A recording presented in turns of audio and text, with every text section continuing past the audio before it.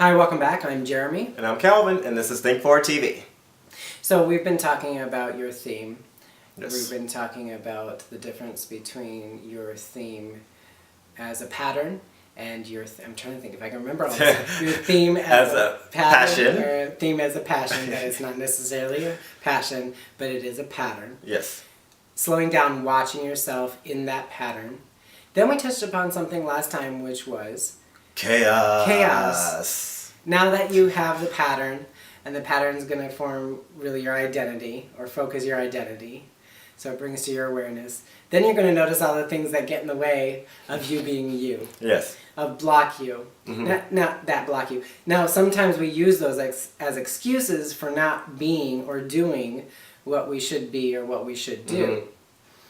Mm-hmm. But a lot of them are very legitimate. Yes. So it can be frustrated. We give up on ourselves, or we give up on those dreams or those identities, and we kind of settle for this lesser version of ourselves.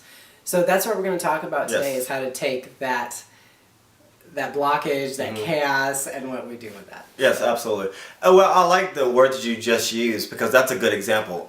A lot of times when we talk about chaos, and chaos can, here again, keep it simple. Don't overthink it. Chaos can be a lot of different things. Chaos can be people. Chaos can be a thing. Chaos can be a mentality, an emotion. Chaos can be, just a situation in general. So whatever the chaos is to you, it is. So we're not trying to label what the chaos is. It just Something that keeps you from doing you. Right. Something. But you just used the word frustration. Frustration for most of us is a form of chaos.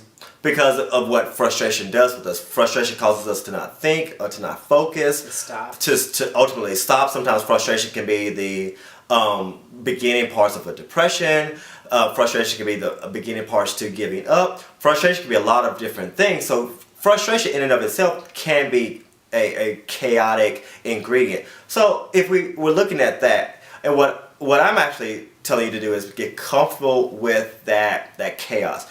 Don't try to get rid of it. For instance, don't try to get rid of frustration. And I'll say a lot of times that starts by this. I was actually on the phone with a good friend. Her name was Nicole. And one of the things we were really talking about was when you use the terms like, I am afraid, or I am frustrated, I am angry.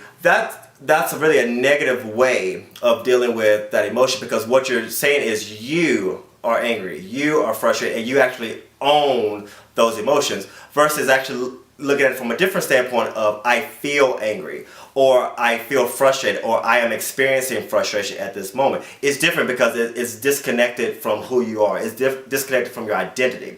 And so that's really one of the first ways that you can actually disconnect yourself from the chaos. Is really don't own the chaos. If the situation is bad, let the situation be bad. Don't let you be bad. If the situation is making you angry, or you have an emotion of anger, let that be separate from who you are. Don't own that identity, because that's not your identity.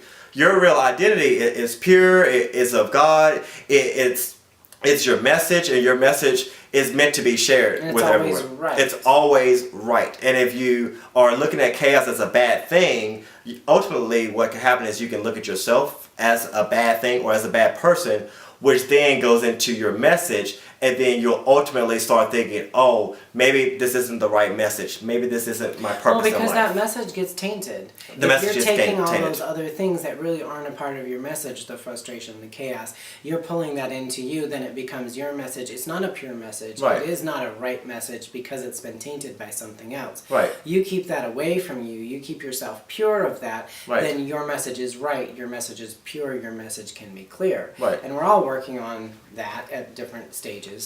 I liked what you said to me about it's really repositioning yourself. It's repositioning. So instead of being in that chaos, just lifting up a couple of degrees and being able to look down on it. Again, you're talking about separating yourself Yes. from it, not letting that frustration be your frustration, but I feel frustrated at that.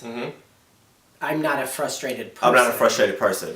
I feel frustrated at that. And my message is not frustrated. My theme is not frustrated. My life, my identity is not frustrated. And that's ultimately so important, because if you don't separate, let's just keep off of frustration. Keep on frustration right now, because that will really identify. Or off of it. Or off of it. But anyway. Separate yourself. Frustration. But let's talk about frustration, for example.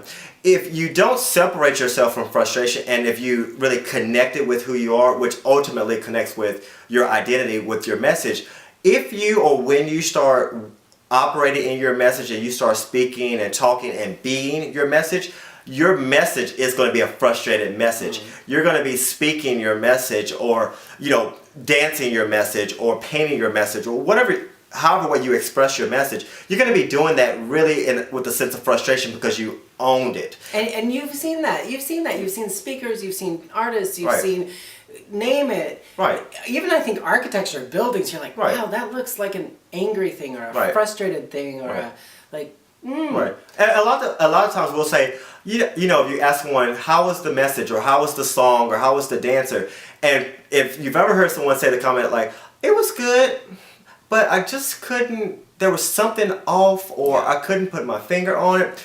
That's what we're talking about. Their message has gotten tainted by the chaos. By the chaos that was around them. Right. And so unfortunately, when they presented their real good identity and message and truth, it wasn't in a pure form. Absolutely. And you want to separate that out, and ultimately learn how to take that chaos into the form of creation, and creating really the experiences that you want. For instance, if we're talking about frustration, you really want to get comfortable with frustration. You want to learn, several things. When do I get frustrated? How do I act and behave when I get frustrated? What are the steps and tools that I take to get out of frustration?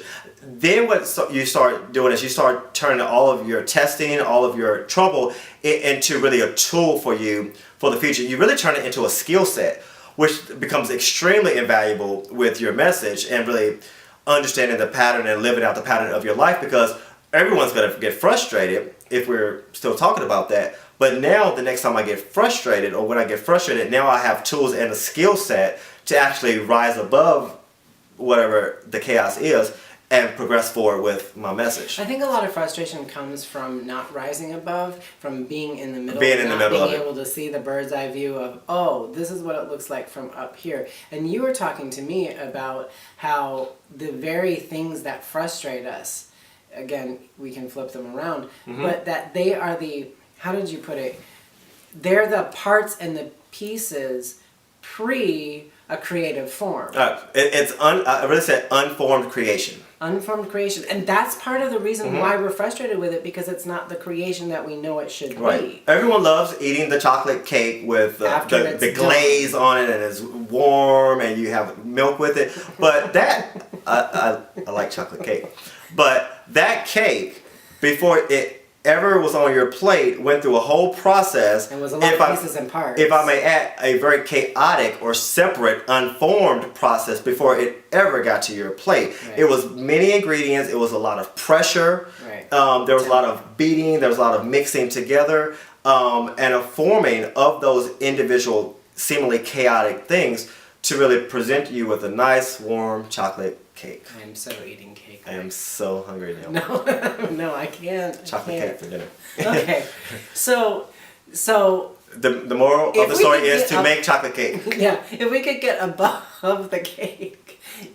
Get above the cake. Above the pieces and parts. Get above the chaos. That often cause that frustration. And we don't identify with it. So this is important. Don't identify with it. I am not the chaos. I am not chaos. I am not the frustration. I am not the anger. I am experiencing chaos. I feel chaotic right now. I feel there are things around me that are chaotic. Right. That is separate from who I am, my identity. Yes. And then we can get that bird's eye view, just changing, and that's a change of perspective. So if you can imagine yourself just getting up a little bit and being able to look down on it, anyway, that's helped me. It helps you great. Yes. And then realize, oh, now I can start seeing that instead of these things all being bad that I need to run away from, they are the very things that I can start putting in order to make chocolate cake. Chocolate cake. This whole video has been about really the moral chocolate cake. So, or your version. Of Your version. Whatever your chocolate cake is. All right. So, let us know how it's going for you. Absolutely. And we'll keep talking about things and stuff and more. Absolutely. So until next time. Think forward. Bye. Bye. I want chocolate cake. Chocolate cake now. Go to the store and get some chocolate cake. Done.